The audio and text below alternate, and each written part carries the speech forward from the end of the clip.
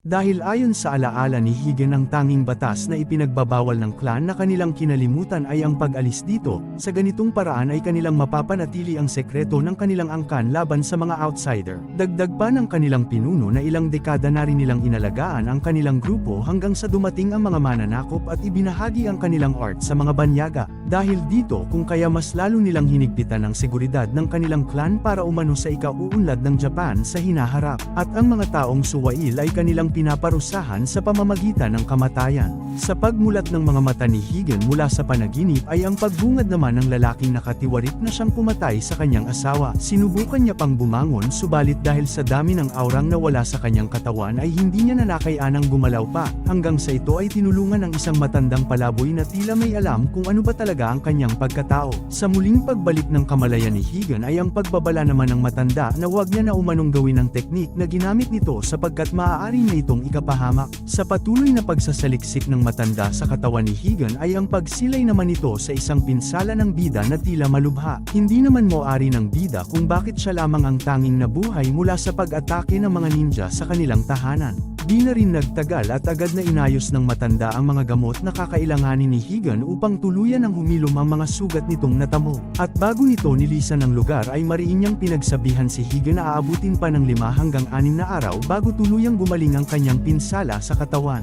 Bago pa gumawa ng hakbang ang matanda ay tanong nito sa bida kung ano naman ang naiisip nitong hakbang, na ayon kay Higan ay plano niyang patayin ang kung sino man ang may sala. Sa pagbalik ng kamalayan nito ay agad niya namang napansin ang mga teleponong iniwan ng matanda kasama ang calling card na iniwan ni Mike. At nang ito ay bumangon agad niya namang kinuha ang patalim at walang sawang pinag-undayan ng saksak ang kanyang bihag na nakatiwarik. Hindi niya ito pinapatay bagkus ay kanya lang itong pinapahirapan, at sa pagputok ng araw ay patuloy pa rin sa pagtulo ang dugo ng lalaki dahil sa ginagawa ni Higan. Nagmakaawa na rin ang lalaki na siya ay patayin na lamang subalit hindi pa nasasawa si Higan sa pagpapahirap dito hanggang lumipas ang 2 araw at kanyang binuhusan na ng gasolina ang lalaki. Sa pagmulat ng mata nito ay ang painsulto naman itong wika tungkol sa asawa ni Higan gayon din sa anak nito, subalit mas magiging masalimuot ang dadanasan ng lalaking ito dahil sa ito ay susunugin niya ng buhay hanggang sa pagtungo nito sa pagharap kay Satanas ay tanging init at paghihirap ang mararamdaman ng lalaki. At sa pagbitaw niya sa hawak niyang apoy ay mitya na rin ang pagsimula ng paghihirap nito.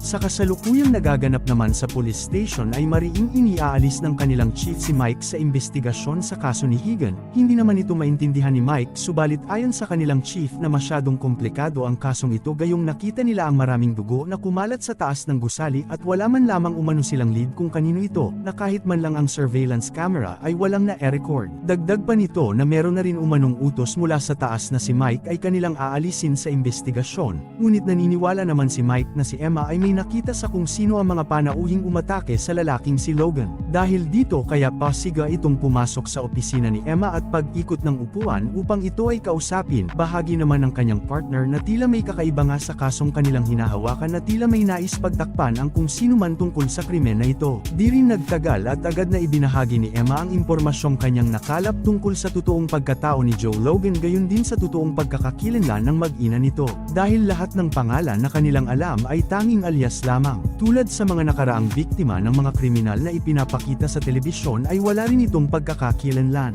At dahil sa naghilom na ang mga sugat ni Higan kung kaya mas minabuti nitong sumugod sa lugar ng mga kalaban na siya lamang mag-isa, subalit isa-isa niya mang puntahan ang mga lugar na maaari nitong pagtaguan ay wala siyang nakuhang impormasyon at tila ibinanduna ng mga ito ang dati na kanilang pinagsasanayan. Kanyang idinalugad ang buong lugar na maaari nitong pagkutahan subalit wala siyang lead kung saan ito naruroon. Hanggang sa isang gabi ay napag-isipan niyang magpahinga sa isang bar na malapit sa kanyang kinaroroonan ay ang pagpasok naman ng mga bastos na opisyal at pagkuha nito sa isang bagkus ng salapi. Subalit hindi ito sapat sa pulis at mariing wika nito na kulang umano ang ibinigay ng matanda. Samantalang ang isang kasama naman ng pulis ay inisip na marahil ay kasamahan umano ito ng mga magnanakaw na nakamotor. Hiningi rin nito ang kanyang driver's license subalit dahil sa walang sagot na nakukuha sa kanyang kausap ay binanta nito hawakan si Higan na siyang dahilan upang ito ay humandusay sa sahig.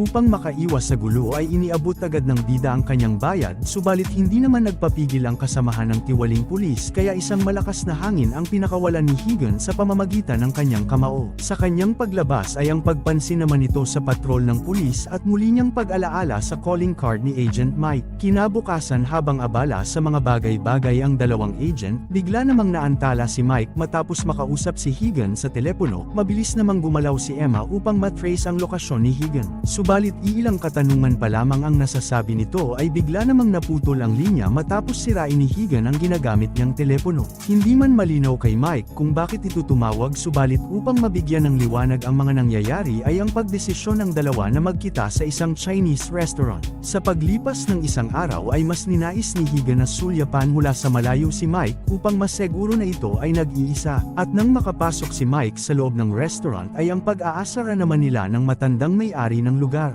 Ayon sa matanda na kapag meron umanong delivery guy na pumasok sa loob ay mas mainam kung tatanungin muna ito ni Mike at i-check muna ang mesa para segurado na tama ang order na kinukuha nito. Naantala naman ang pag-uusap ng dalawa nang pumasok si Higan, at bago nilisan ng matanda ang dalawa ay agad itong nagwika na kung ano man ang masisira sa kanyang lugar ay dapat umano itong pagbayaran. Bago pa magsimulang mag-usap ang dalawa ay nanigurado muna si Mike kung ito ba ang tamang tao na kanyang nakita sa ospital. Subalit tanging calling card lamang ang ipinakita ni Higan bilang patunay at hindi nito inialis ang mask sa kanyang mukha. Bungad na tanong ni Higan sa agent kung meron na ba itong lead tungkol sa kasong hawak nito, anya na kahit kakaunting impormasyon ay magiging malaking bagay na ito sa kanya. Subalit kaagad na naglabas ng barilang detective upang arestuhin si Higan, bigla naman itong naantala matapos pumasok ng isang rider upang kunin ang order ng kanilang customer. Patuloy din sa pagtatanong si Mike tungkol sa mga bagay-bagay subalit patuloy itong naantala dahil sa mga delivery rider na pabalik-balik sa loob. At sa ikatlong pagkakataon ay may muling pumasok na delivery rider kaya pasiga na wika ni Mike ay kaagad nitong kunin ang order sa mesa subalit bigla itong nagtaka dahil wala ng order na dapat kunin sa mesa. Mabilis ring kumilos ang panauhin at direktang umatake kay Higan at dahil sa liksi ng bida kaya mabilis niya itong naharangan at pagsilay rin ng detective sa totoo niyang mukha. Naging maaksyon naman ang mga sumunod na kaganapan at muling pagtutok ni Mike sa dalawa, subalit mitya naman ito upang siya ang maging target ng kalaban. Nagsiyalisang kaagad naman itong nilapitan ng bida upang bigyan ng proteksyon laban sa nilalang na merong 4 na kamay. Hindi rin nagpatinag si Higan at kaagad itong gumawa ng teknik upang makipagsabayan sa kanyang kalaban. Nakagawa man ng clone ang kanyang katunggali, hindi naman ito naging hadlang sa bida kalakip ang muli niyang pagbigay ng proteksyon kay Mike. Pinaliyab na rin ni Higan ang kanyang armas upang kanyang maging advantage sa kanyang kalaban at sa isang saglit ay nagawa niya ring matalo ang dalawang nilalang.